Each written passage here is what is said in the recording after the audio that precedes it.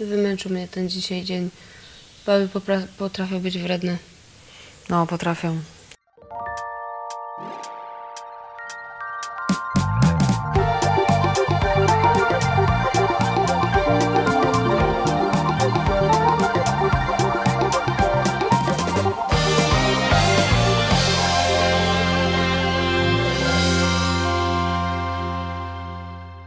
Był wywiad w gazecie. Opowiada o tym, jak to jest być w takim toksycznym związku, gdzie przesuwają ci się coraz bardziej granice, na co się możesz godzić, na co nie. No. I że jakby zaczyna się od agresji słownej, szukanie sposobów na to, jak tak w sumie bić w miejscach, w których nie widać publicznie.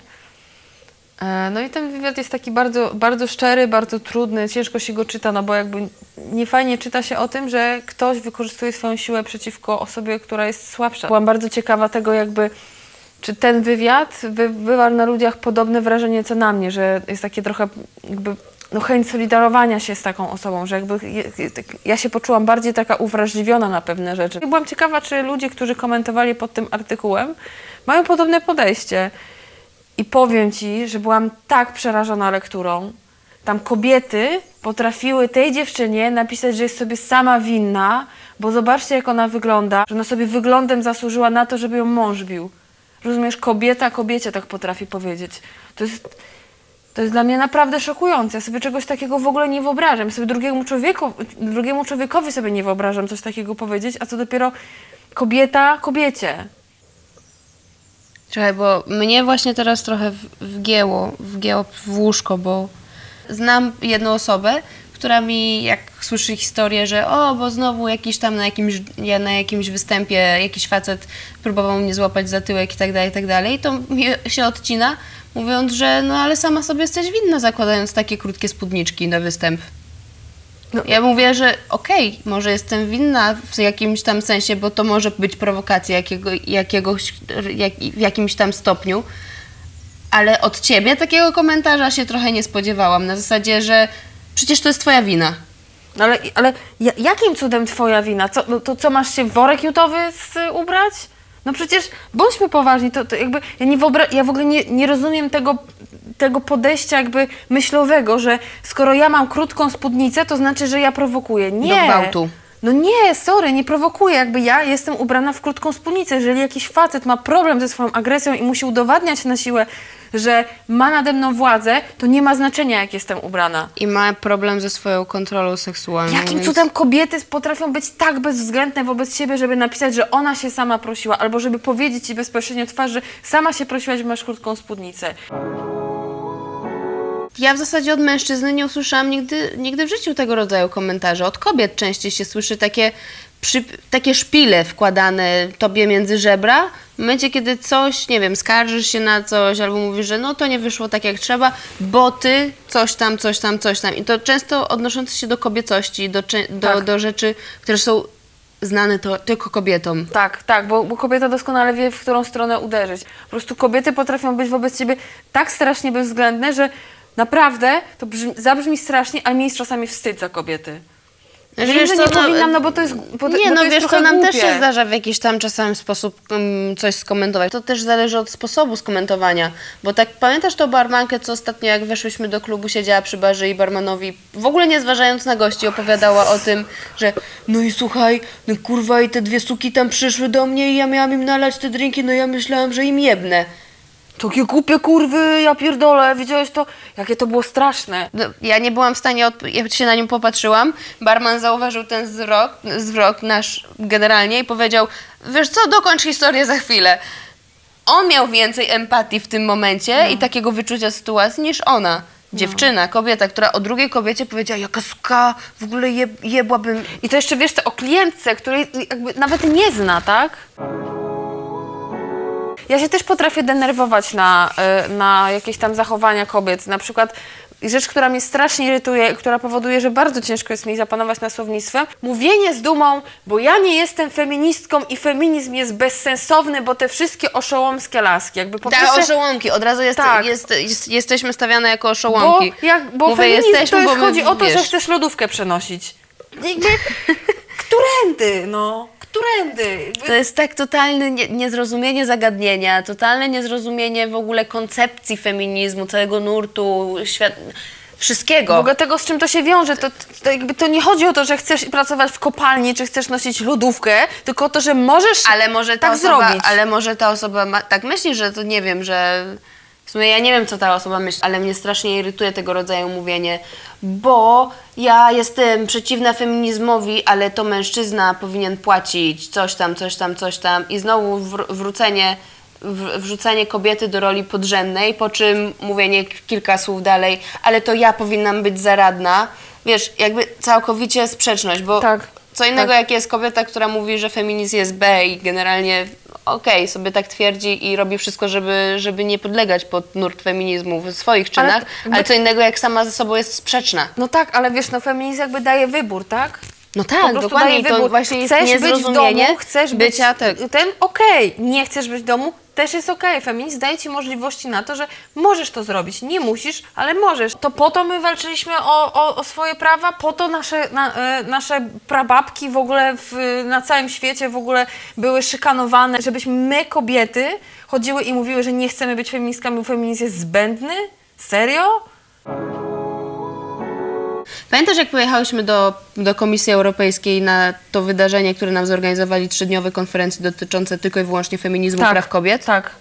Gdzie codziennie spotykałyśmy się z inną kobietą z innego kraju, która kilkoma i różne sprawy przytaczaliśmy dotyczące i chociażby wydarzeń z ostatnich miesięcy z Polski i tak dalej. Czarny protest, a potem nas wysłali na wywiad, który miał podsumować wszystko przedstawicielowi Komisji Europejskiej. Tak. I pamiętasz jego zdziwienie, jak zaczęliśmy mówić, co się dzieje w Polsce? Tak.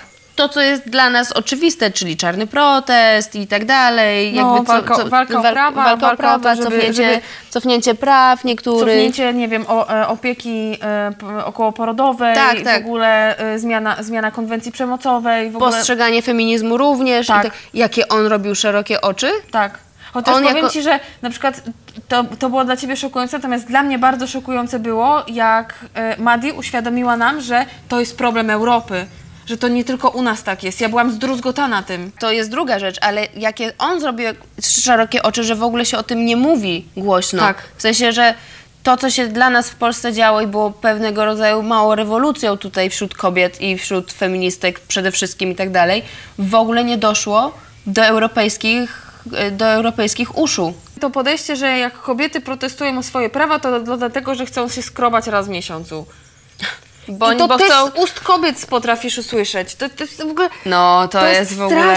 straszne. Ty na pewno chcesz, żeby aborcja była legalna, żeby móc się kochać, ruchać bez żadnych zobowiązań. Jeszcze sprowadzanie w ogóle, wiesz, seksu między partnerami do jakiejś takiej zezwierzęcenia i takiego pozbawienia, bo jak ty chcesz mieć prawo aborcyjne, to na pewno się nie kochasz, tylko się ruchasz.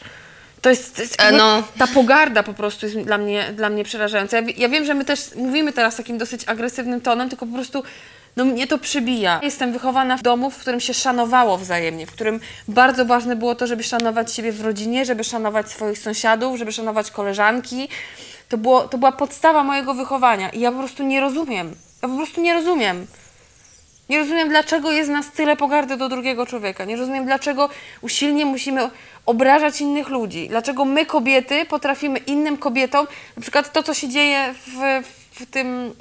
w tych wszystkich okołoparentingowych klimatach. Że bo ty nie wiesz, czym jest prawdziwy ból, bo nie rodziłaś 16 godzin. Po co? Po co straszyć te kobiety? Ona i tak już jest zestresowana. Raz, po co straszyć te kobiety? 2, po co dogryzać sobie na zasadzie licytacji, kto ma gorzej, bo znowu każdy jest inny, każdy ma inne różne postrzegania, progi bólu, chociażby odnosząc się do tego przykładu i tak dalej.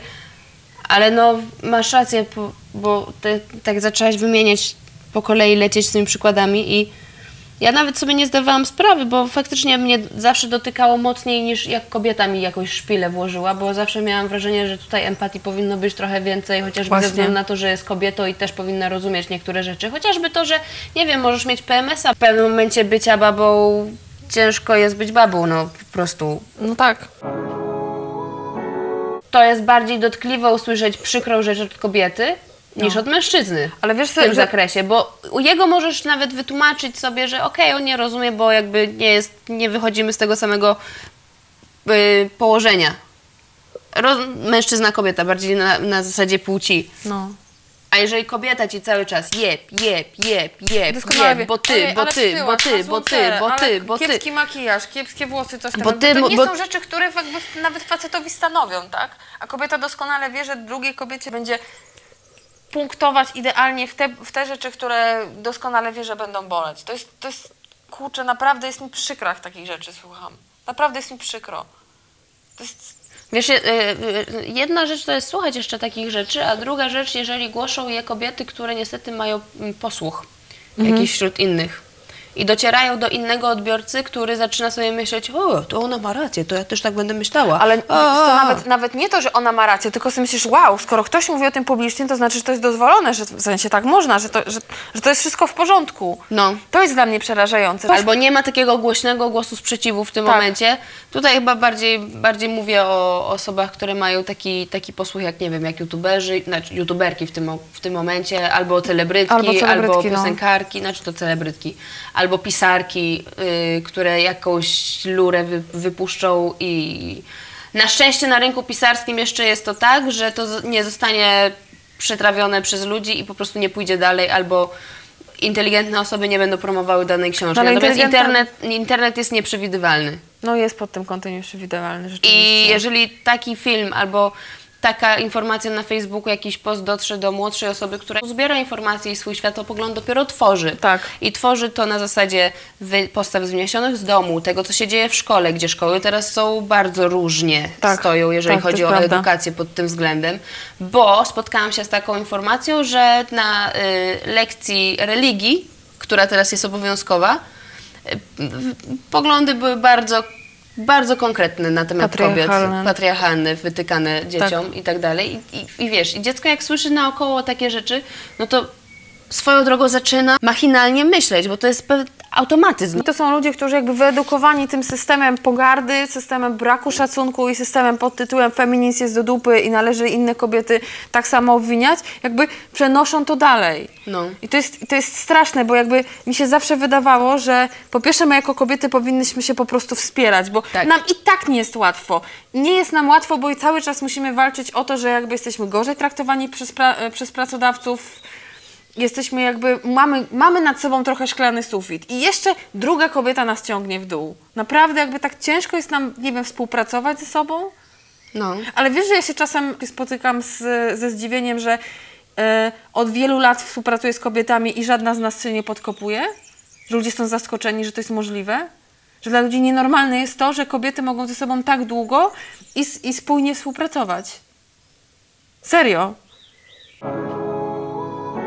Oczywiście, że się zdarza tak, że coś ci nie będzie pasowało w jakiejś tam konkretnej osobie, jakieś zachowanie i po prostu to powiesz, ale nie powiesz tego obrażając drugą osobę. Na przykład nam może być zarzucone to, że my się idealizujemy w pewnym momencie, ponieważ czujemy się lepsze, bo wyznajemy takie i takie wartości.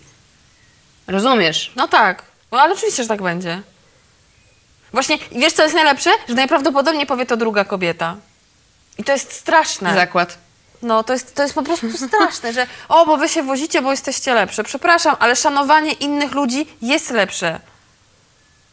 Ja nie szanuję tylko ludzi, którzy nie szanują innych ludzi albo nie szanują rzeczy, które do nich nie należą. Ciężko jest teraz zmienić pogląd osób, które już mają ten pogląd sobie wyrobiony, ale chciałabym, żeby generalnie młodsze kobietki, które dopiero będą rosnąć i będą jakby wchodzić w te takie już trudniejsze życie, tak to nazwę, no tak. Bardziej dorosłe, gdzie będą się wystawiały całkowicie na ostrzał ze wszystkich stron, najróżniejszych, nie będą chronione przez rodziców, przez szkołę, przez grupę, grono, na przykład ludzi, jakiejś paczki czy cokolwiek, że te osoby zaczną rozumieć, na jakich zasadach to działa, albo powinno działać, żeby nie przynosiło nam szkody, albo żeby przynosiło więcej pożytku niż szkody. Wiesz, czytałam kiedyś takie badania o tym, że w momencie, kiedy kobiety się biją, potrafią być bardziej okrutne. Tak. Ale przecież ostatnio był ten przypadek gimnazjalistek, które się zaatakowały. To jest też tak, że jak dwie dziewczyny się piorą po twarzach i zaczną się okładać, skończą się okładać, nie ma w nich czegoś takiego, jak u facetów często się pojawia, typu dobra stary, wstajesz. Trudno. Pobiliśmy się, jakby wyżyliśmy się z tej emocji. Kobiety się będą nienawidzić do końca A kobiety życia. będą, tutaj to już Właśnie zapomnij ta o nasza tym, że... emocjonalność potrafi się odwrócić zupełnie w drugą stronę, że potrafimy być bardziej zawistne, bardziej nienawidzić i być bardziej okrutne. Skąd to się bierze? Czy to była dobranocka na dobranoc, czy można iść spać? Można, no, wstał poranek, chyba wypadałoby po tej imprezie ułożyć się spać, ty się jeszcze musisz No nie, nic, tak sobie myślę na głos. Można, ale można Jeszcze było muszę subskrypcję kliknąć. Tak, wy też, nawet jeżeli poruszamy trudne tematy o 5 rano nad ranem, żeby się położyć spać. 6, bo Już jest 6? O Jezus, dobra, to może się połóżmy, może nas nie wyrzucą o 12 z hotelu. Nie, bo mam do jutra. O Jezu, jak zajęte. Możesz spać cały dzień.